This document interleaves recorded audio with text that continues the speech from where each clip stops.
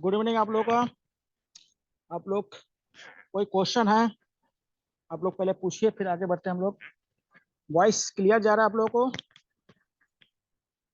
Yes sir. हाँ, कोई question है तो पहले पूछ लीजिए आप लोग। कोई भी क्वेश्चन है, कोई भी समस्या है?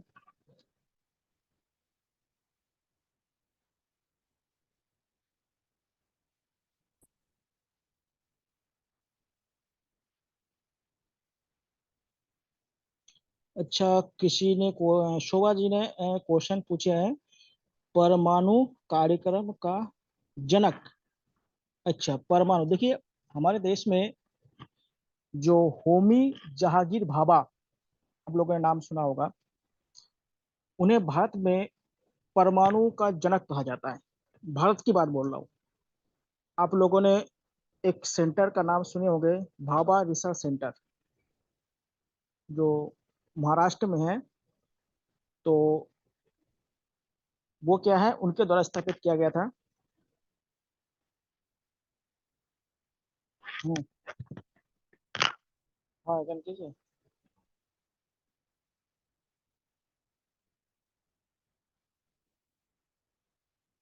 तो देहा दो।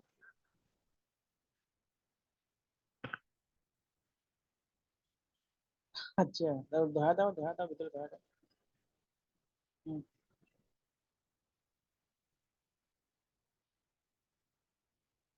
हाँ।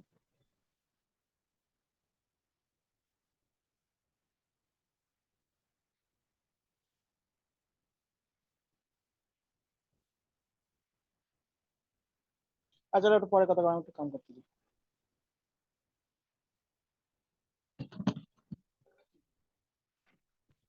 हाँ, तो ऐसा बात कर रहा था तो किसी कॉल आया था।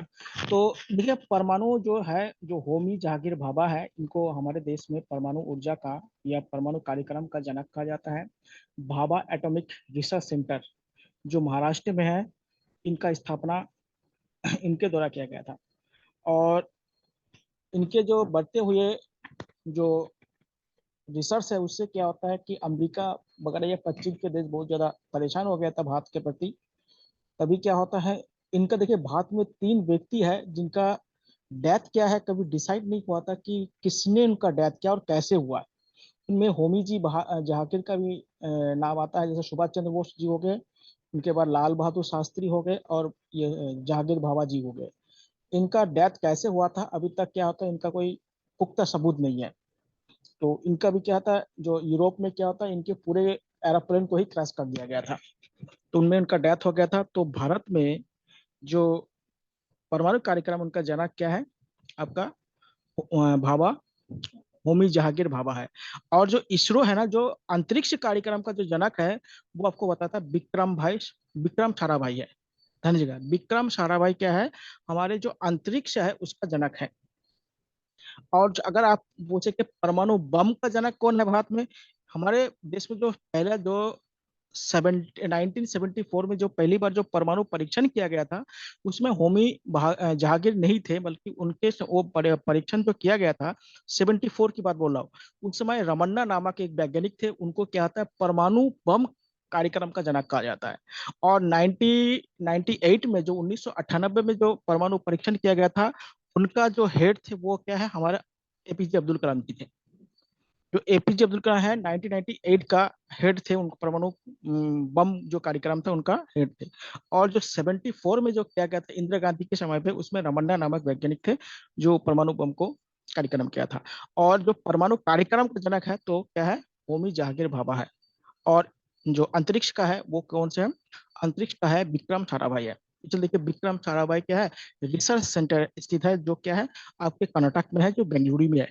जहाँ पे क्या होता है, इसरो जितने संबंधित जो भी काम होता है, तो वहां से ये क्या होता है, इसरो का हेडक्वार्टर भी क्या है, बेंगलुरु में है। और कोई क्वेश्चन होगा तो आप लोग पूछिएगा। और किसी का कोई क्वेश्चन होगा तो आप लोग उसको पूछिएगा। और कोई क्वेश्चन है आप लोगों का? नहीं है तो हम आगे बढ़े। देखिएगा, आप लोगों को नॉर्थ इंडियन जो रिवर है, उनके बारे में बता दिया था। उनके मेन मेन जो रिवर, ये रिवर तो बहुत सारे हैं, अब हम सभी रिवर के बारे में हम बात नहीं कर पाएंगे। तो जो इम्पोर्टेंट है एग्जाम की दृष्टिकोण से वो हमको बताया था। देखिए अब देखिएगा, एक रिवर आप लोगों को बताया था कि जो मकर रेखा है उसको काटने वाली जो रेखा है 2 बार, वो है लिम्पोपो बताया था। और जो भूमध्य रेखा था, जो इक्वेटर लाइन था, उसको काटने वाला जो 2 बार काटने वाली नदी का नाम आपको बताया था कांगो रिवर। लेकिन आप बताइए, भारत में एक रिवर के नाम भी आपको बताया था जो कर्क रेखा को 2 बार काटती है। ये कर्क रेखा को बताना है, क्योंकि कर्क रेखा हमारे देश के 8 राज्य से होके जाती है। ठीक है, कर्क रेखा क्या है, हमारे देश के 8 राज्य से होके ये कर्क रेखा क्या है, गुजरती है।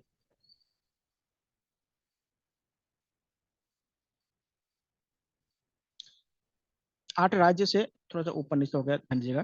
तो 8 राज्य से होकर क्या होता है, ये गुजरती है। तो देखिए गुजरात में एक नदी है, क्या है गुजरात में, क्या है, एक नदी है जिसे माही नदी कहा जाता है। माही नदी, ये जो माही नदी है, ये क्या है, हमारे कर्क रेखा को 2 बार काटती है। कर्क रेखा को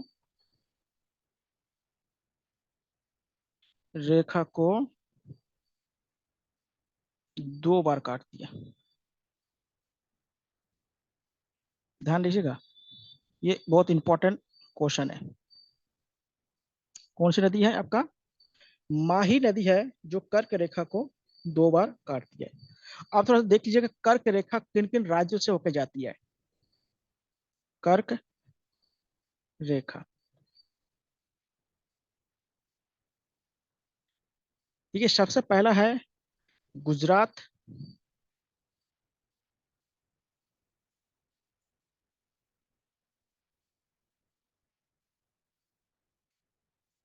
उसके बाद है राजस्थान,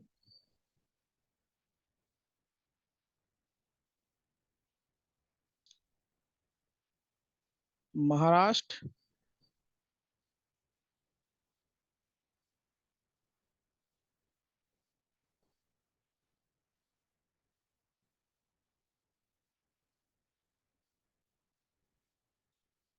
छत्तीसगढ़,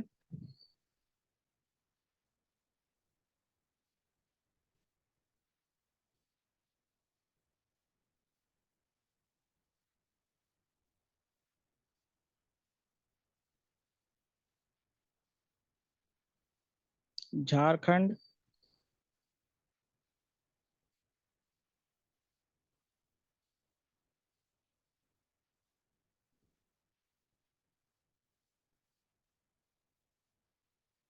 पश्चिम बंगाल,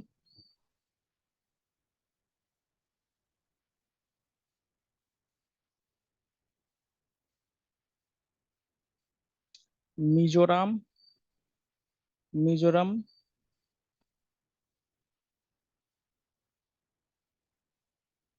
आपका त्रिपुरा।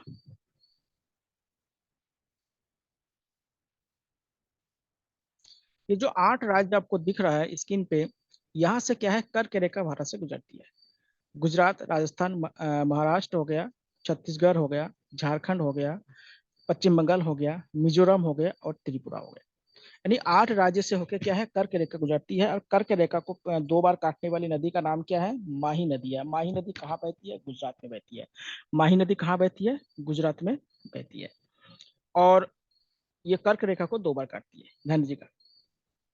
और ये कर्क रेखा को क्या है, भारत का विभाजक रेखा भी कहा जाता है, क्योंकि ये नॉर्थ इंडिया और साउथ इंडिया को 2 भागों में ये विभाजन करने का काम भी क्या है, आपके कर्क रेखा करती है। कर्क रेखा विभाजन करने का काम भी।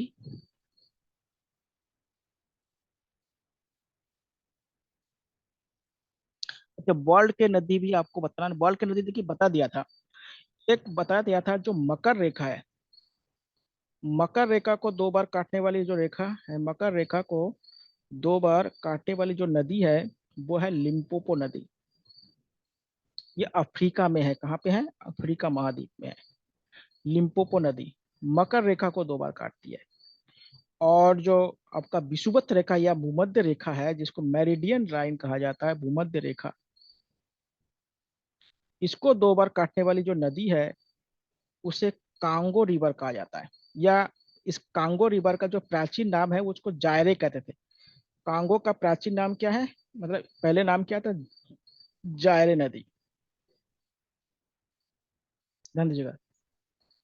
तो भूमध्य रेखा को कौन सी नदी काटती है? Congo river. और जो मकर रेखा को काटने वाली रेखा कौन सी है, 2 बार काटने वाली रेखा कौन सी है? लिम्पोपो नदी।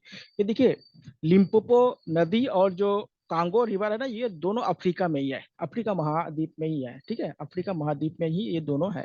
तो मकर रेखा लिम्पोपो नदी 2 बार मकर रेखा को काटती है, और जो कांगो रिवर है वो भूमध्य रेखा को 2 बार काटती है। भूमध्य रेखा को 2 बार काटने वाला कौन है? आपका कांगो रिवर है। और मकर रेखा को 2 बार काटने वाला आपका लिम्पोपो नदी है। कौन सी नदी है?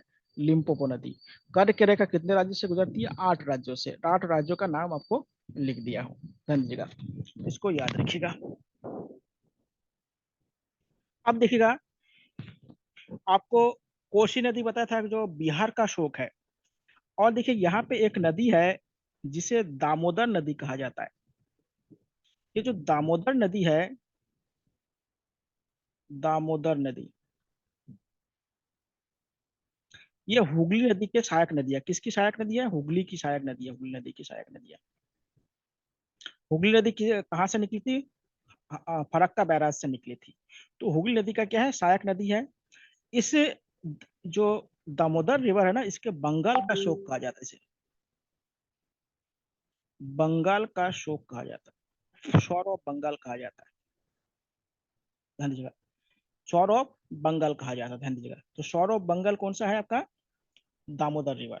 दामोदर रिवर क्या है आपका? शोर ऑफ बंगाल कहा जाता है, ध्यान दीजिएगा। तो शोर ऑफ बंगाल कौन सा है आपका? दामोदर रिवर आपका शोर ऑफ बंगाल है। इसके बाद देखिएगा, एक रिवर और आप समझ लीजिएगा जो बहुत इंपॉर्टेंट है, जो भारत में इस जो मिडिल इंडिया में बहती है। आपको बताया था कि यहाँ पे एक पहाड़ी है जिसको आप अमरकंटक कहते हैं। ये क्या है? अमरकंटक। छत्तीसगढ़ में है। कहाँ पे है? छत्तीसगढ़ में। अमरकंटक बहुत फेमस जगह है छत्तीसगढ़ का। पहले मध्य प्रदेश को हुआ करता था, अब छत्तीसगढ़ में।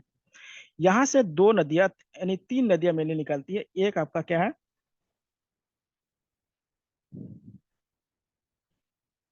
जिसको आप नर्मदा नदी कहते हैं। जिसे क्या कहते हैं? नर्मदा नदी कहते हैं।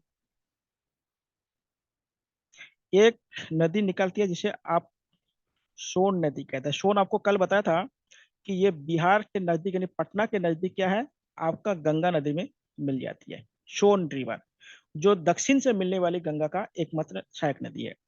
और एक नदी यहाँ पे मिलती है जिसे आप कहते हैं महानदी कहते हैं, जो उड़ीसा में होके बहती है, महानदी। ये जो आपका नर्मदा नदी है ना, ये मध्य प्रदेश का लाइफलाइन कहा जाता है। नर्मदा नदी को क्या कहते हैं? मध्य प्रदेश का, यानी एमपी का, मध्य प्रदेश का जीवन रेखा कहा जाता है।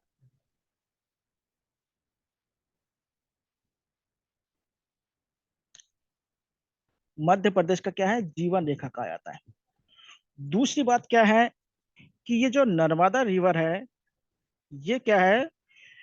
अरब सागर में गिरने वाली भारत की सबसे लंबी नदी है। ध्यान दीजिएगा, यहाँ पे कौन सी सागर है? अरब सागर है।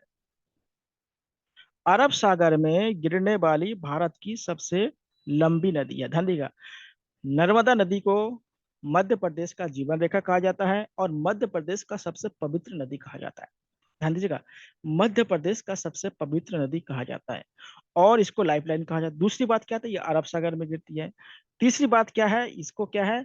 मध्य प्रदेश में इनमें बहुत सारे बांध बनाए गए हैं। बांध आपको बताऊंगा, डैम जो बनाए गए हैं इनमें, जो गुजरात वाला पार्ट है उसी में एक डैम बनाया गया था, या बांध बनाया गया, जिसको आप सरदार सरोवर डैम कहा जाता है। और सरदार सरोवर डैम इसलिए आजकल बहुत ज्यादा फेमस है क्योंकि यहाँ पे स्टेचू ऑफ लिबर्टी लगाया गया है। आप लोग जानते हैं, स्टेचू ऑफ लिबर्टी लगाया गया, जो सरदार वल्लभ भाई पटेल की मूर्ति है, जो विश्व की सबसे ऊंची मूर्ति है। तो इसी नदी पर है, कहाँ पे, गुजरात में लगेगा। इसको कहते हैं सरदार सरोवर बांध। ये आपको बांध वाले चैप्टर में आपको डिटेल से बताएंगे, ध्यान देगा। इसलिए क्या था, बहुत फेमस है ये। दूसरी बात है कि ये जो नर्मदा नदी है ना, ये डेल्टा नहीं बनाती है, बल्कि क्या होता है, ये जौर नद मुख बनाता है, या इसको इंग्लिश में एक्चुरी कहा जाता है। ध्यान दीजिएगा, यहाँ पे ये डेल्टा नहीं बनाते हैं, बल्कि क्या बनाते हैं, जौर नद मुख कहा जाता है, या एचुरीज कहा जाता है। ध्यान दीजिएगा। और ये क्या है, नर्मदा नदी क्या है, अरब सागर में गिरने वाली सबसे लंबी नदी है। अरब सागर में गिरने वाली सबसे लंबी नदी है, ध्यान दीजिएगा, अरब सागर में गिरने वाली।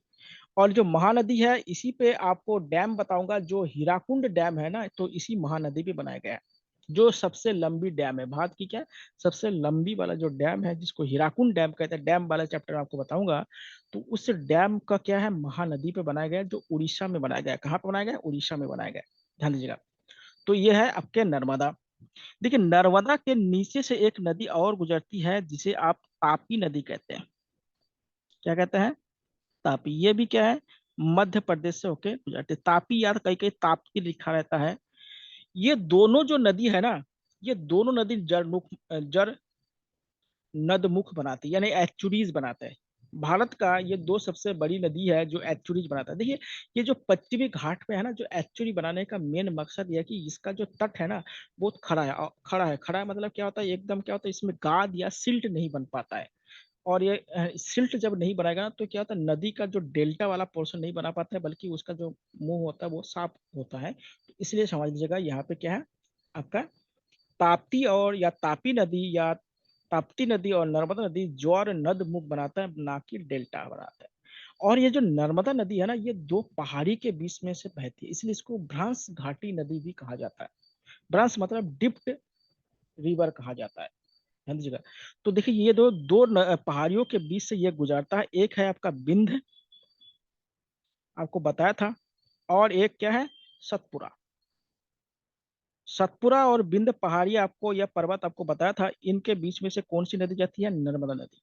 और इसलिए इसको क्या है, रिफ्ट वैली रिवर कहा जाता है। कैसे रिवर कहा जाता है, रिफ्ट वैली रिवर कहा जाता है।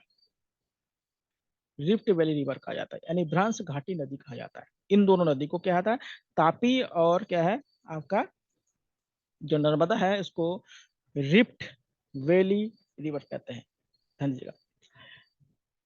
दूसरी बात, मध्य प्रदेश में एक और फेमस नदी है, जिसको आप शिप्रा नदी कहते हैं, जो उज्जैन से होके बहती है। वो छोटी नदी है, ये क्या है, चंबल में मिल जाती है, जिसे क्या होता है, शिप्रा नदी कहते हैं।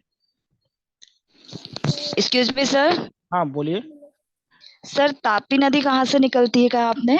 मध्य प्रदेश में, सर ताप्ती। हाँ ताप्ती जो है ना, जबलपुर सुने होंगे जी मध्य सर। प्रदेश। हाँ, तो जबलपुर से निकलती है, जबलपुर से, मध्य प्रदेश के, मध्य प्रदेश के जो जबलपुर है, वहां से ये निकलती है, ध्यान दीजिएगा। ठीक है, यहाँ पे जो शिप्रा नदी है, यहाँ पे इसलिए फेमस है क्योंकि इसी के किनारे पर उज्जैन शहर बसा हुआ है। कौन शहर है, उज्जैन, जिसको उज्जैन का प्राचीन नाम क्या है, महिष्मती, ध्यान दीजिएगा। और यहीं पे क्या होता है, कुंभ मेला लगता है, कुंभ मेला। भारत में आपको पता है 4 जगह पे लगता है, उसी में से उज्जैन में लगता है, जो शिप्रा नदी पर है। और यहाँ पे क्या है, कुंभ मेला लगता है।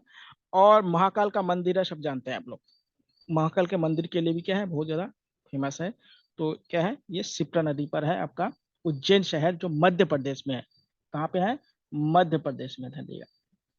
अब आता है दक्षिण भारत के। देखिए, दक्षिण भारत के 3 नदी बहुत फेमस है। एक नदी आपने सुना होगा, गोदावरी। 3 नदी बहुत फेमस है। एक आपका गोदावरी हो गया, दूसरा नदी है आपका कृष्णा नदी हो गया, और तीसरा जो नदी है, उसे आप कावेरी नदी कहते हैं। कौन सी नदी कहते हैं, कावेरी। ये 3 नदी क्या है, यहाँ पे फेमस है।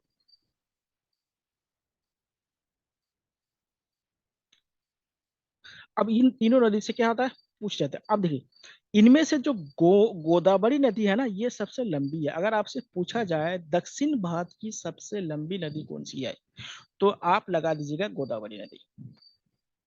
सबसे लंबी नदी कौन सी है? गोदावरी नदी। अगर आपसे पूछा जाए कि दक्षिण भारत की सबसे पवित्र नदी कौन सी है, तो दक्षिण भारत की जो पवित्र नदी है वो है आपका कावेरी। जैसे उत्तर भारत में गंगा का जितना महत्व है, उतना ही क्या है, दक्षिण भारत में कावेरी नदी का उतना ही महत्व है। ये सबसे लंबी नदी है, लंबी नदी। दूसरी बात है, जो कावेरी नदी है, ध्यान दीजिएगा, ये जो कावेरी नदी आप लोग देख रहे हैं, इनमें क्या होता है, इनमें जल विवाद बहुत ज्यादा है। जो केरल, तमिलनाडु और कर्नाटक के बीच में जल विवाद बहुत ज्यादा है। गोदावरी नदी के बारे में एक चीज और समझ लीजिएगा कि गोदावरी जो नदी है, इसी पे आपका कुंभ मेला लगता है, जो नासिक में लगता है। इस पे कौन सी मेला लगता है? कुंभ मेला लगता है। कुंभ कहाँ पे लगता है? नासिक में। कुंभ मेला कहाँ पे लगता है? नासिक में। तो ये चार जगह आपको बताया था कि भारत में कुंभ मेला लगता है, तो नासिक हो गया, उज्जैन हो गया, हरिद्वार हो गया और प्रयागराज हो गया। तो ये गोदावरी नदी पे। तो ये गोदावरी जो नदी है ना, इसे दक्कन की गंगा कहा जाता है। देखिएगा, एक ये वाला जो पोर्शन है ना, ये वाला कावेरी नदी जहां से गुजरती है, इसके नीचे दक्षिण भारत कहा जाता है, यानी साउथ इंडिया कहते हैं। यहां से लेके गोदावरी नदी तक की जो एरिया है, यहाँ से यहाँ तक की जो एरिया है ना, उसको क्या है, दक्कन कहा जाता है। दक्कन और दक्षिण में अंतर है, समझिएगा। इसको क्या है, कावेरी नदी के जो दक्षिण वाला भाग है, ज्योग्राफिकल के भाषा में उसको दक्षिण भारत कहा जाता है, साउथ इंडियन का इंडिया कहा जाता है। और क्या होता है, गोदावरी नदी से लेके कावेरी नदी तक का जो स्थान है या जो क्षेत्र है, उसे आप क्या कहते हैं? दक्कन कहते हैं। तो गोदावरी नदी को क्या है, दक्कन की गंगा कहा जाता है। और जो कावेरी नदी है, इसे दक्षिण की गंगा कहा जाता है। दक्षिण की गंगा। देखिए, 16 शब्द में अंतर है। वो दक्कन हो गया और ये दक्षिण हो गया। ये कैसे है? ये दक्कन की गंगा है, दक्कन की गंगा। इन दोनों चीजों को अंतर रखिए। देखिए, ये जो आपका गोदावरी नदी है,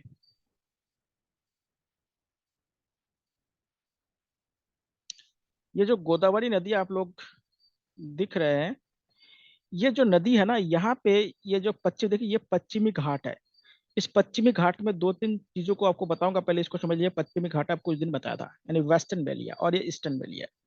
ये तीनों नदी क्या है, वेस्टर्न वैली से ओरिजिन होता है और ईस्टर्न वैली में क्या होता है, बे ऑफ बंगाल में। देखिए यहाँ पे क्या है, bay of Bengal. Bay of Bengal में क्या होता है, गिर जाती है, बे ऑफ बंगाल। ये क्या है, ईस्टर्न वैली है। और ये क्या है, वेस्टर्न वैली है। तो वेस्टर्न वैली से इनकी ओरिजिन होती है और ईस्टर्न वैली में जाके क्या होता है, ये समाप्त हो जाती है। तो देखिए, पहले गोदावरी। देखिए गोदावरी क्या है, जो नासिक के नजदीक से एक जगह है जिसको त्र्यंबकम कहा जाता है। आप लोग जानते हैं, शिव जी का भी एक नाम क्या है, त्र्यंबकम है। तो ये जो जगह है, ये महाराष्ट्र में है और इसको क्या कहते हैं, त्र्यंबकम कहा जाता है, जो नासिक के नजदीक है। यहाँ से गोदावरी नदी का क्या होता है, ओरिजिन होती है। और ये क्या है, महाराष्ट्र से होके, छत्तीसगढ़ से होके, तेलंगाना से होके, ठीक है, और कुछ इसका भाग क्या होता है आपका, जो झारखंड है उससे होके क्या होता है, ये बहती है। ध्यान दीजिएगा, महाराष्ट्र से ओरिजिन हुआ, फिर क्या है, छत्तीसगढ़ होगा, झारखंड का कुछ भाग हो गया, और क्या तेलंगाना है। और तेलंगाना के बाद क्या है, आंध्र प्रदेश से होते हुए क्या होता है, ये बे ऑफ बंगाल में मिल जाती है। ध्यान दीजिएगा। तो ये क्या है, यहाँ पे महाराष्ट्र में और एक जगह है जहां से क्या होता है, और एक नदी निकलती है जिसे कृष्णा नदी कहा जाता है।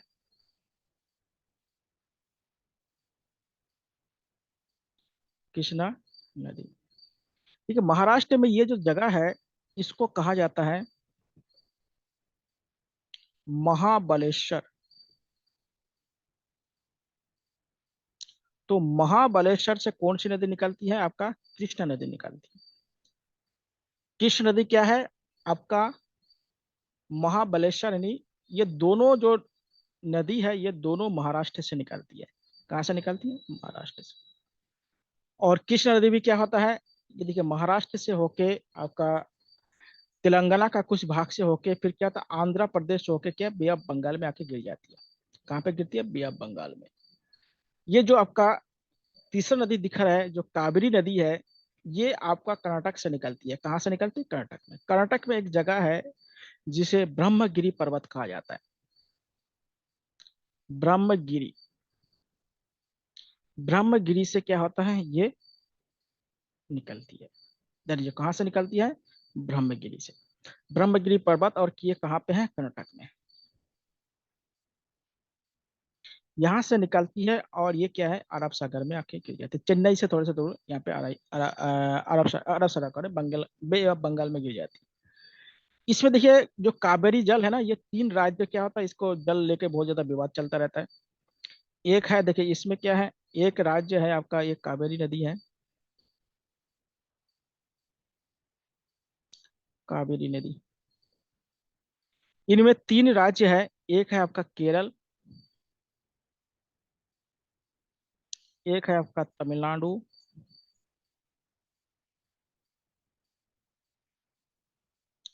और एक है आपका कर्नाटक। इनके बीच में क्या होता है, जो जल विवाद बहुत ज्यादा चलता रहता है। तो ये तीन नदी आपको याद रखिएगा। गोदावरी सबसे लंबी नदी है और कावेरी सबसे पवित्र नदी है। कावेरी को दक्षिण की गंगा कहा जाता है और गोदावरी को दक्कन की गंगा कहा जाता है। गोदावरी के जो नासिक है, वहां पे कुंभ मेला लगता है। हाँ जी, वहां पे कौन सा मेला लगता है? कुंभ मेला लगता है।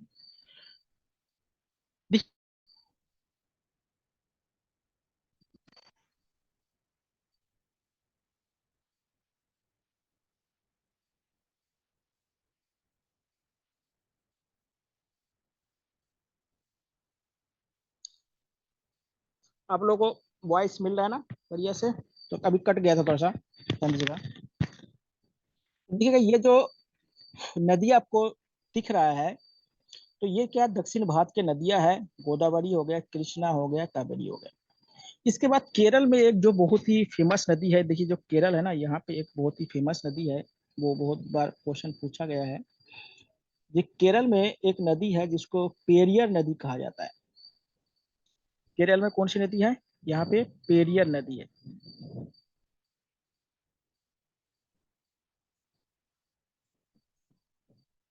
पेरियर नदी। और छोटे बड़े बहुत सारे नदी है, उनमें हम नहीं जाएंगे। अन्य नदियों के डैम के बारे में जब बताएंगे, थोड़ा सा डैम बताऊंगा तो ये नदी के क्या होता है, थोड़ा सा और भी आपको विस्तार से जानकारी आपको होगा। आप देखिए थोड़ा सा ये ध्यान रखिएगा, ये जो हमारा कोस्टल एरिया है, या जिसको पेनिसुलर एरिया कहा जाता है, यानी पर्यायद्वीप भारत जिसे कहा जाता है, इसके जो तट को हम लोग देख लेते हैं। देखिए ये गुजरात है, गुजरात से लेके गोवा तक के जो तट है, गोवा, ये गोवा कहाँ? गोवा। गोवा के जो तट है ना, इसको कंकन तट कहा जाता है। कंकन तट कहा जाता है। ये कहाँ से है? गुजरात से।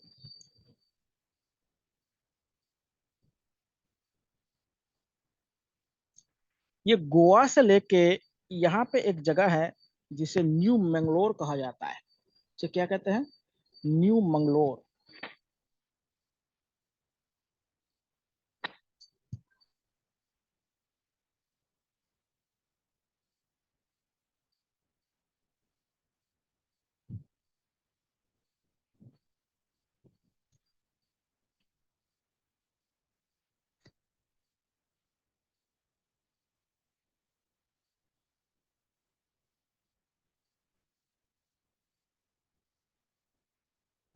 ये जो तट है ना, इसको, ये जो तट आपको दिखाई दे रहा है, यहाँ से लेके यहाँ तक की तट, इस तट को कहा जाता है कन्नड़ तट।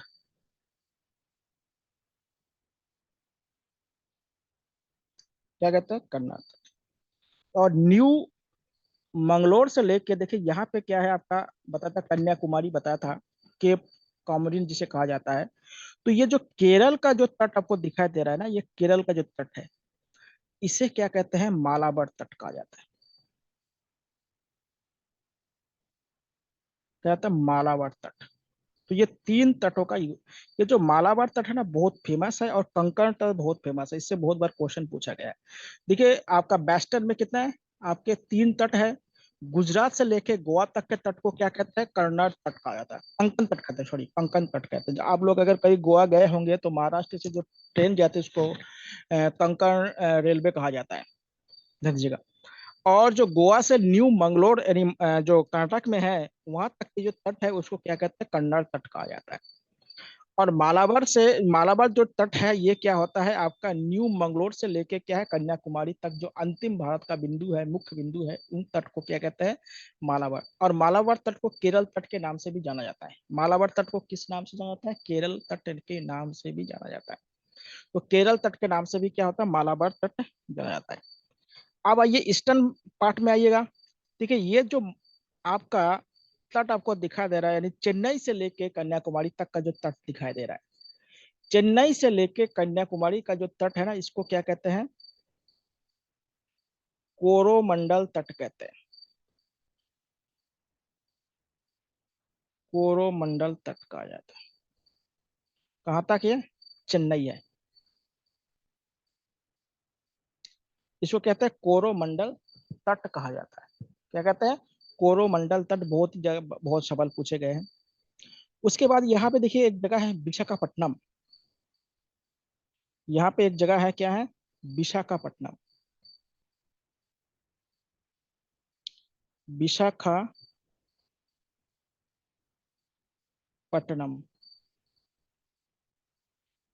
विशाखापट्टनम से लेके चेन्नई तक के जो तट है ना, इसको क्या कहा जाता है, गोलकुंडा तट कहा जाता है। गोलकुंडा तट, जो मेनली क्या है आपका आंध्र प्रदेश के तट को कहा जाता है गोलकुंडा तट। गोलकुंडा तट के बाद देखिए विशाखापट्टनम से लेके उड़ीसा का जो तट है, उड़ीसा का जो तट है ना, इसे उत्तरी सरकार तट कहा जाता है।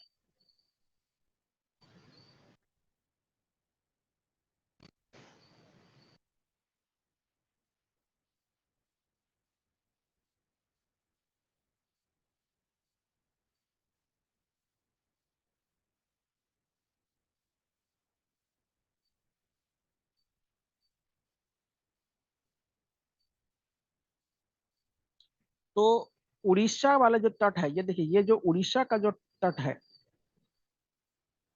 इसे क्या कहता है, उत्तरी सरकार तट कहा जाता है।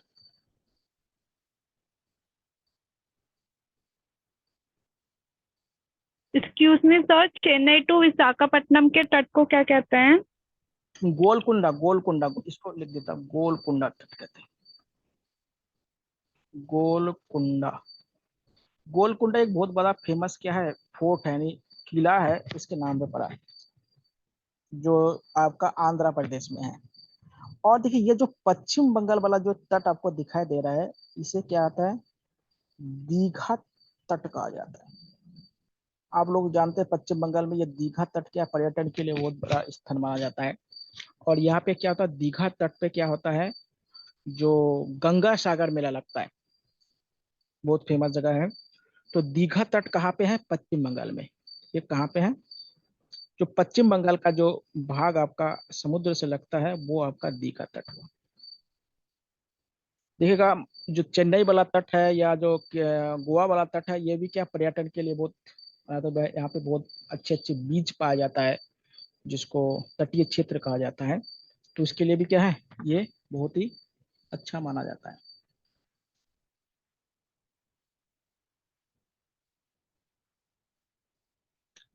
तो उत्तरी सरकार तट किसे कहा जाता है, उत्तरी सरकार तट जो उड़ीसा के तट को कहा जाता है, इसको अंदर लिख लीजिएगा, उड़ीसा तट।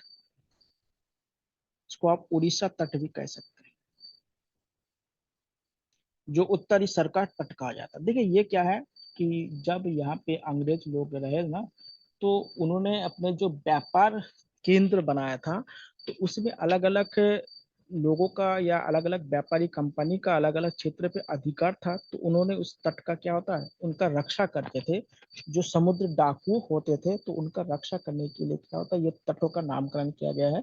जो उस समय जो बाहर फिर आजादी के बाद क्या होता है, इसको व्यवस्थित रूप से कर दिया गया। ये तट मेनली जो सुरक्षा के लिए बनाया गया था, क्योंकि समुद्री लुटेरे आप लोग जानते हैं, जो सोमालिया का नाम सुने होगा, विश्व का सबसे ज्यादा क्या होता है, समुद्री डाकू वहां पे पाया जाता है। मतलब उन देशों तरह क्या होता है संचालित होता है, सोमालिया तरह जो अफ्रीका में है।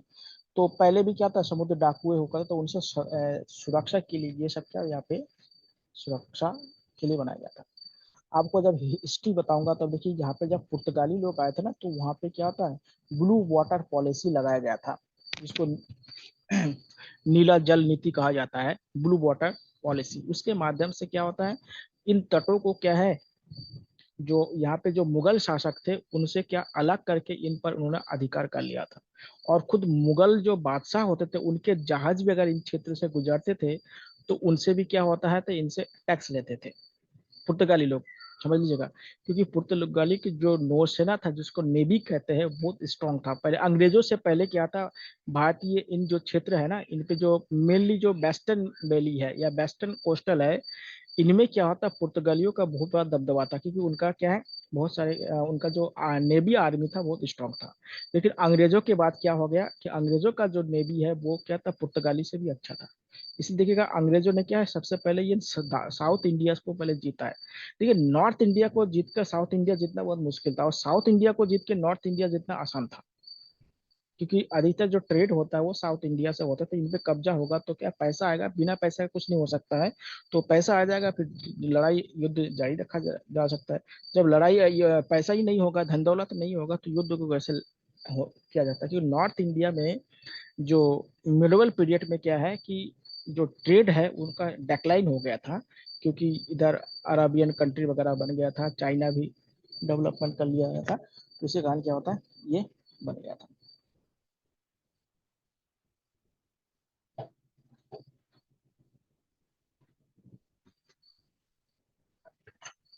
तो